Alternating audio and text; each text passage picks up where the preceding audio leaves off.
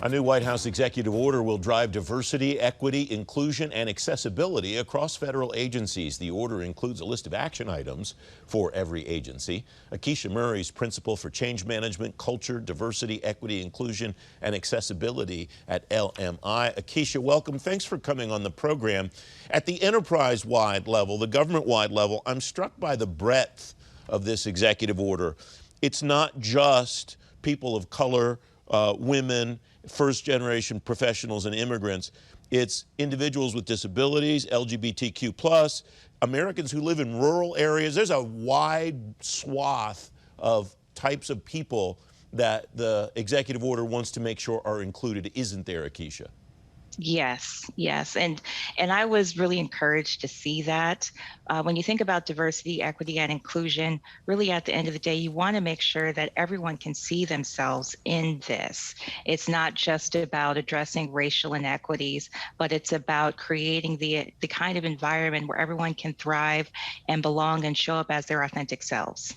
One of these elements, the elements of this EO that I thought was interesting, it charges all agencies with assessing the current state of diversity, equity, inclusion, and accessibility within their workforces. How does an agency go about doing that effectively so that it knows on what it needs to take action?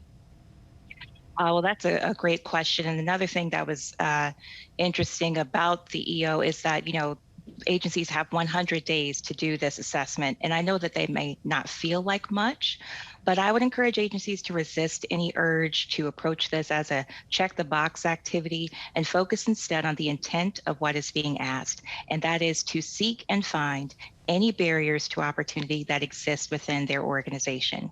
And there are any number of ways an agency may approach this. They may choose to conduct outreach to their workforce, contractors and civilians through anonymous surveys or focus groups with the purpose of getting a real sense of the true experience of the employees in their organizations. They could conduct an analysis of their demographics to see where their gaps are in representation within the organization.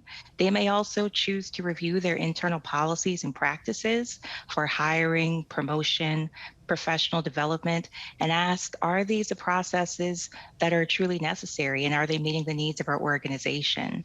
But it would be important to remember that this is a review, not an implementation of improvements. The executive order is asking for a review. So be practical about what you can do in 100 days and start with what you have, what data and information is readily available to you. If you even come to realize that some information is not available, but you should be collecting it, that is just as illuminating and meets the intent of the executive order, which is to understand what barriers exist in your organization. Yeah, that's what struck me about that as being so important, Ahkesha. It's not prescriptive. It's just saying, find out what you really know and then move from there, right? Exactly.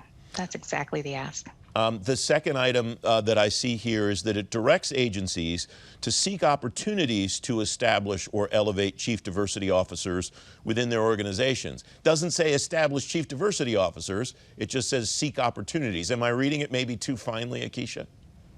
No, I think you're reading it spot on there. And I think that may be an acknowledgement of the fact that, this will take time for agencies to adjust to. This executive order is, as you may know, a natural extension of the first executive order that President Biden issued when he joined office, the EO on advancing racial equity and support for underserved communities.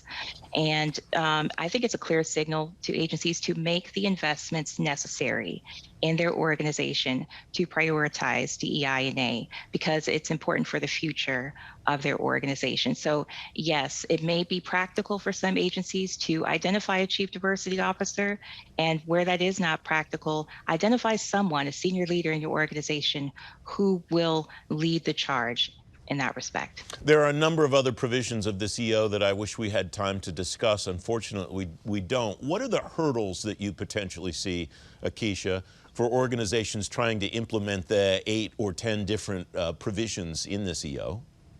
Well, there are quite a few that I can think of, but I'll give you 3 if we have the time. Yes.